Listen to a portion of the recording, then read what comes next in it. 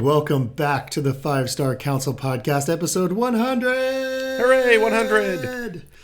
When we started this podcast over a year ago, I didn't... Almost two years ago. Oh my gosh, it's been that long. We didn't know what to expect, how we would change things, how we would break up the lessons that we wanted to impart on you, dear listener. So now... we think episode 100 is a pretty good inflection point, a good place for us to take a look back, tie things back together, and tell you a little bit about what we're thinking in the next season or two coming up. Yeah, we've done a lot, and surprisingly, releasing a near weekly podcast for a year and a half is a lot of work. And I really wanted to take a chance to say, okay, this is a great chance to look back, kind of reconsolidate things and figure out what we're doing going forward. Could we keep on interviewing smart people with great ideas from now until the heat death of the universe? Absolutely. And I think we owe it to you, beloved listener, to do something a little better to help you bring out more in your practice so you can better develop your own service. So as we think about it, well, we're ending season 1. Interviews, think about it as we've been doing due diligence, gathering a bunch of ideas. Season 2, we're going to take a little break. We're going to continue to release some of our favorite episodes, and we'll talk about those favorite episodes in a minute. But when we come back in season 2, we're going to start with, how do you walk through this? How do I look at things, and how do I prioritize things? I don't want you starting with the trim on the house. I need you to build a certain foundation first, then put up the framing, then the walls, and then finally you can think about finishings and painting and trim. And that's really where the service comes in. What do you need to do before you can really drill in on that service aspect? Yeah, and that doesn't necessarily even mean that you're a brand new firm, that you have to restart everything that you're doing, but there are definitely tenets and tent poles that you can use to improve the service in your existing firm. Exactly. So that'll be season 2. Season 2 is going to be the how-to, getting into the meat of how to do this, step by step, one idea at a time. Take it, try to implement it in your firm.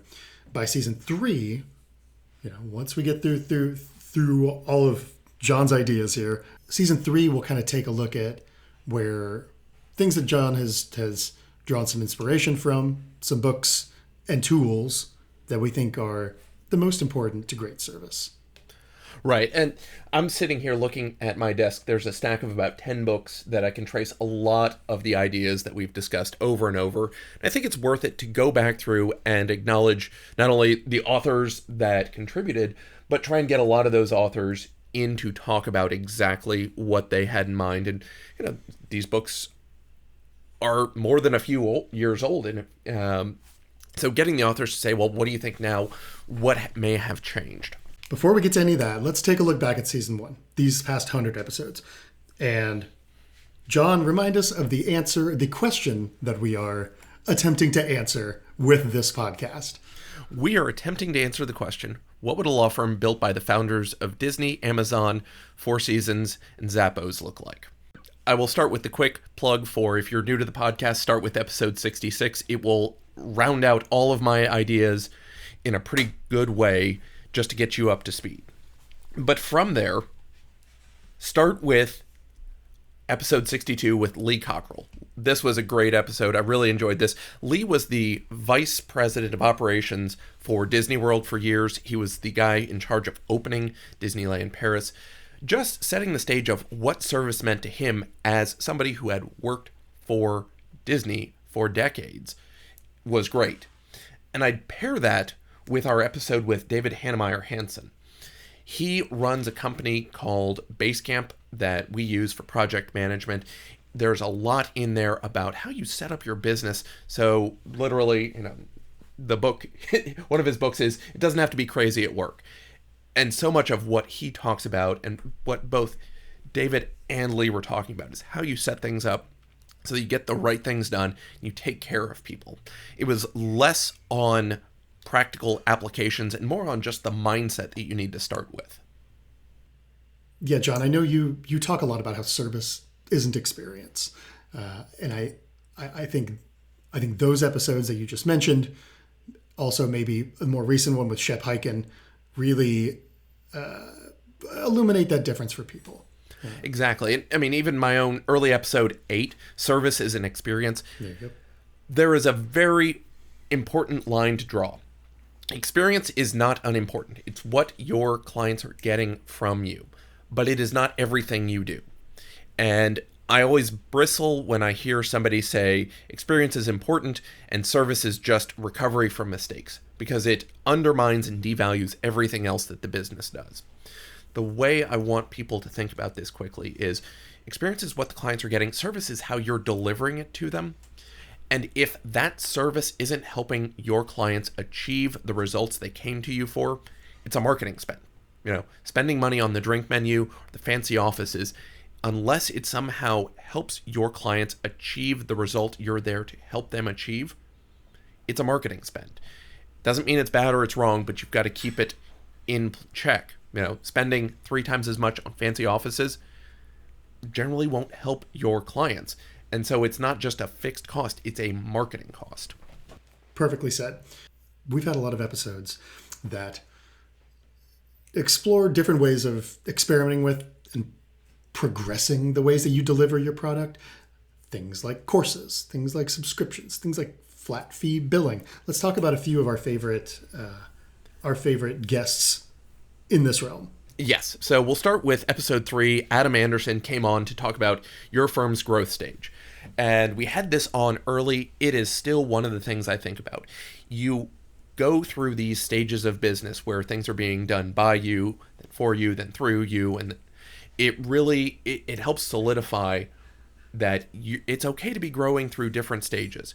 You just have to recognize that at different stages, you're going to be focused on different things, and it's not always going to be everything all at once. You can't do that. You've got to pick and choose, and to move through those stages, first you've got to recognize it, and then do the things that will help get you on to the next stage when that's appropriate. Okay, John, great. That's wonderful. You have these ideas of stages. What are we doing? Well, it's a trifecta of episodes next. We've had Mike Whalen on a number of times, but start with episode 16, his testing what you're doing. Then moving on to Melissa Shanahan, episode 28 on measuring. And then finally, Maddie Martin in episode 36 on increasing speed. The point is you've got to make these small bets. You're going to test, you're going to see how it worked, and then only after you've tested and experimented can you start increasing your speed and how you do things.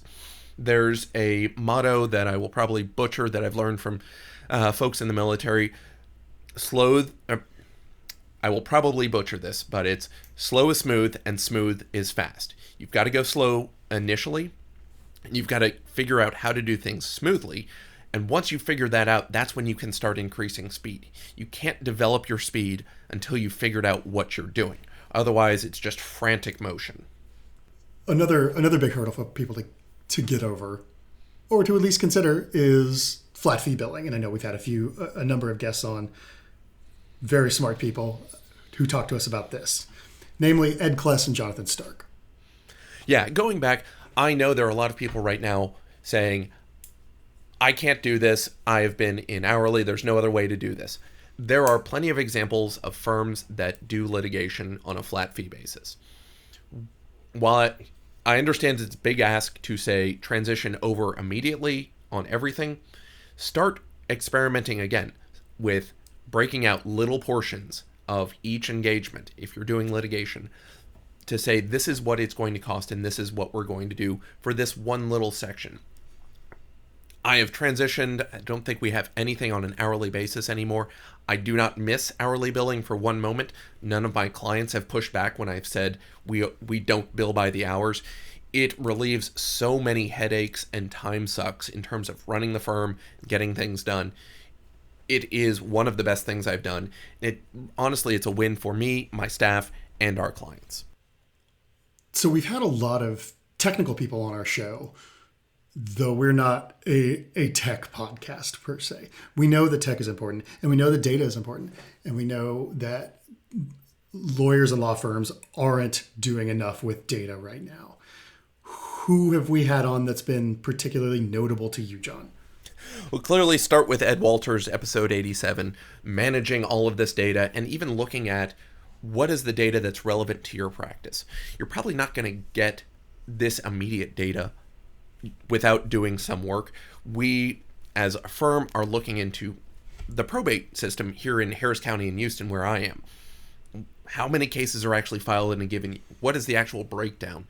It just helps frame up how much work is out there, how much could we reasonably expect to get for this, and what does the real world of opportunity for probate work for us look like. You're going to have to look at your own practice, see how you can determine those metrics.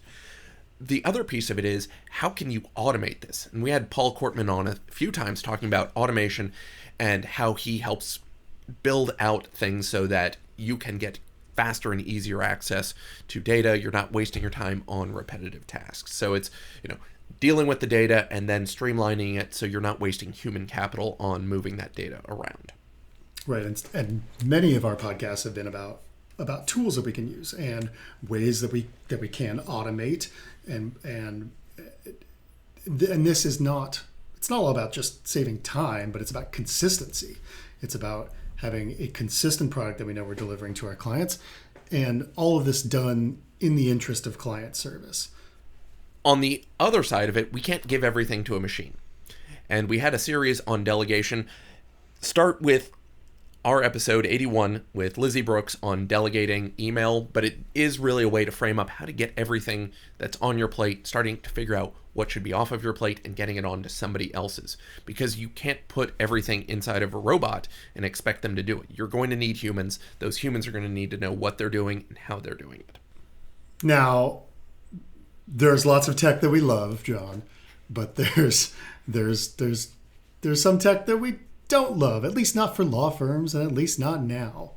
You had a fun conversation about that. Yes, we had regular guests Jess Birkin and Jared Correa come on to talk about all of the tech we should be avoiding. And this is the key. There are lots of options. You don't need to go for the shiniest new toy. You should be looking for things that work now. And there are lots of things that are just not worth your time, or not worth the time for most of you. Now, if your practice specifically involves clients who are doing things like this, don't listen to me on this.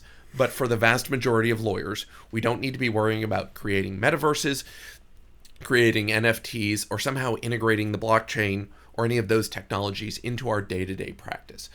Getting just the basic foundation and making things easy for clients, employees, and owners to achieve the common results. That's what we need to be doing. We don't need to be forging into new frontiers and trying to adapt and adopt these new technologies when they're not quite ready for lawyers. It's okay. People don't expect us to be on the bleeding edge of technology. At the same time, you do need to make sure you know how to use all of the tech that's kind of reasonably available to you so that your clients can work with you easily. All right, John, I think we've reasonably recapped 100 episodes here. There's so much more that we've discussed that people can still get a lot out of. If you joined us in the middle of our season, go back and check out some of our previous episodes. But now that we've looked back, we're going to look forward. We've got a lot of tips and practical takeaways coming your way in season 2. I'm looking forward to it. We'll probably be starting season 2 in September. Yeah, I would say we are looking at the end of September. We will be releasing weekly best of episodes from now until then. We'll have a few little things here and there. But we're coming back. We are coming back. We can't wait. If you've got ideas, if you've got feedback, if you've got things to talk to us about, by all means, email us. Email john@fivestarcounsel.com. We would love to hear from you. So until then, this is producer Bobby and our host John Strohmeyer. We'll see you in season 2. Thanks so much for listening. You can find more info on us and get your free white paper on client service at fivestarcounsel.com. You can get in touch with me at john@fivestarcounsel.com.